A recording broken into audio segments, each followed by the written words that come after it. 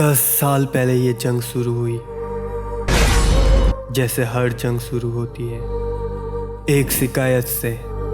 एक जंग जो बहादुर योद्धा लियोनिडास और उनके 300 स्पार्टन सैनिकों की मौत का कारण बना। ये कहानी है यूनान की, ये कहानी है स्पार्टन्स की, ये कहानी है एथेनियंस की, ये कहानी है उस क्रूर मेहरबान देवता जर्क्सिस की, जिसने एक महान योद्धा लियोनिडास और उसके 300 जाबाज सैनिकों को मार गिराया।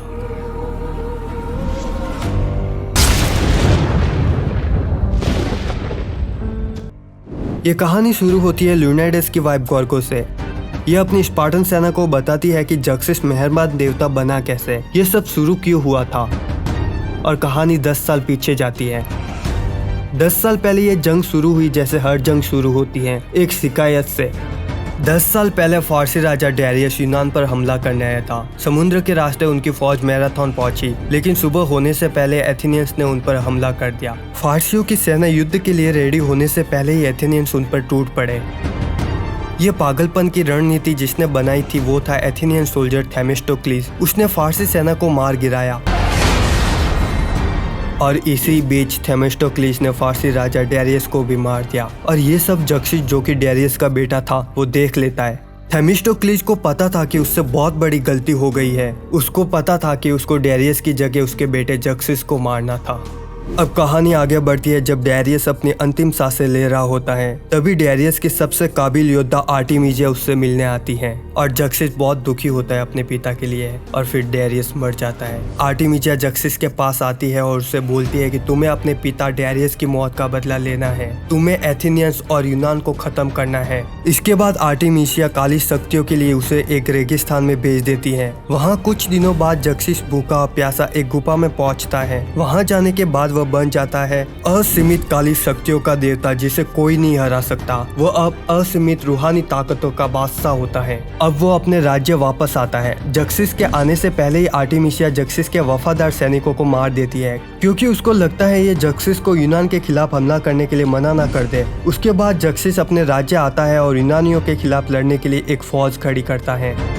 एक्चुअल में यूनानियों को मारने के लिए आर्टेमिजा खुद ज्यादा बेताब थी, जबकि वो खुद एक यूनानी थी। आर्टेमिजा के दिल में यूनानियों के लिए इतनी नफरत क्यों थी?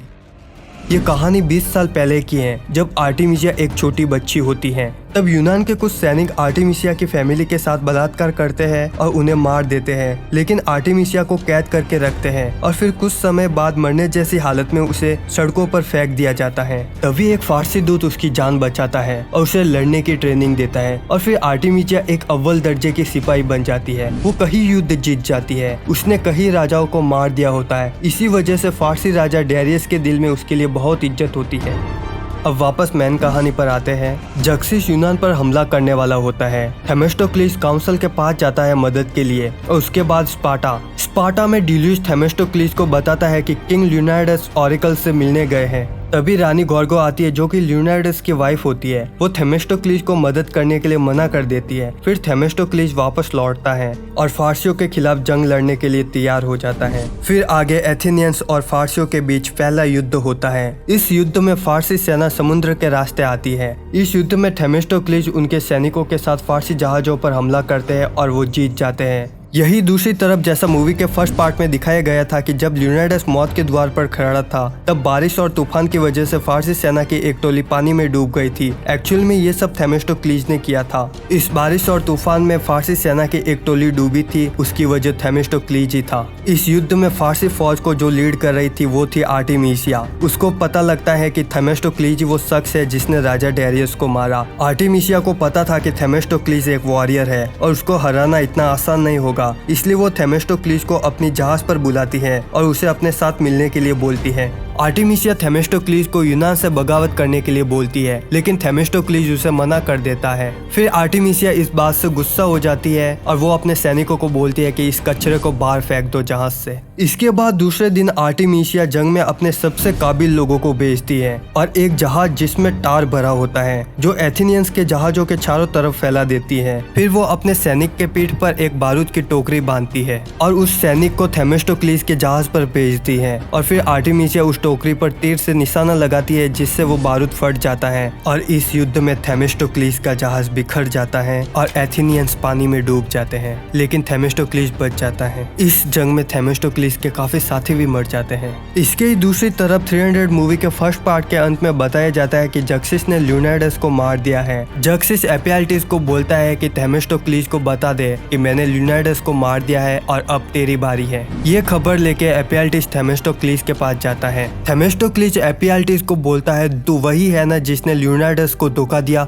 थेमिस्टोक्लिस बोलता है कि जाके बता दे अपने मेहरबान देवता को कि थेमिस्टोक्लिस आ रहा है उसे मारने। अब थेमिस्टोक्लिस के आधे से भी ज्यादा सैनिक मर गए होते हैं और जहाज भी नहीं है लड़ने के लिए, तो स्पार्टा जाता है गोर्गो से मदद मांगने। गोर्गो थेमिस्टोक्लिस को मना कर देती है मदद के लिए। वो कहती है अभी अभी मैंने अपने पति को खोया है, क्या अब बच्चों को भी तलवारें थमा दूं? ये सुनकर थेमिस्टोक्लिस वहाँ से चला जाता है। इसके बाद हम देखते हैं कि जक्सिस के पास एपियाल्टिस आता है और वो जक्सिस को बताते हैं कि थेमिस्टोक्लिस तुम्हारी बैंड बजाने आ रहा है। तब आर्टिमिसिया कहती है कि उसे तो मैंने मार दिया था, तो ये साला बचा कैसे? आर्टिमिसिया जक्सिस को बोलती है कि मैं थेमिस्टोक्लिस को मारने जा रही हूँ। तब जक्सिस कहता है कि ये उनकी चाल भी हो सकती है। तो आर्टिमिसिया बोलती है कि तू बैठ के मजे कर, मैं उससे जाके निपटती हूँ, क्योंकि जंग के सारे डिसीजन तो मैं ही लेती हूँ। और ये सुनकर जक्सिस को गुस्सा आ जाता है और गुस्से में एक कान के नीचे खींच के बजाता है आर्टिमिसिया के, और फिर आर्टिमिसिया वहाँ से चली जाती है। इस तरफ थेमिस्टोक्लिस अपने संध सैनिकों के साथ सीना तान के खड़ा है, या तो जीतेंगे या मरेंगे। और फिर आर्टिमिसिया और थेमिस्टोक्लिस के बीच एक लास्ट युद्ध होता है और फिर थेमिस्टोक्लिस का सामना होता है आर्टिमिसिया से। दोनों के बीच भयानक तलवारबाजी होती है और थेमिस्टोक्लिस आर्टिमिसिया को मार देता है, लेकिन फारसी सेना अब भी थेमिस्टोक्लिस की सेना से ज्यादा होती है। थेमिस्टोक्लिस का जीतना अभी भी नामुमकिन सा लगता है और इसी बीच एंट्री होती है गोर्गो की, जो कि हजारों सैनिकों के साथ थेमिस्टोक्लिस की हेल्प करने के लिए आती है और कहानी इसी मोड़ पे खत्म हो जाती है।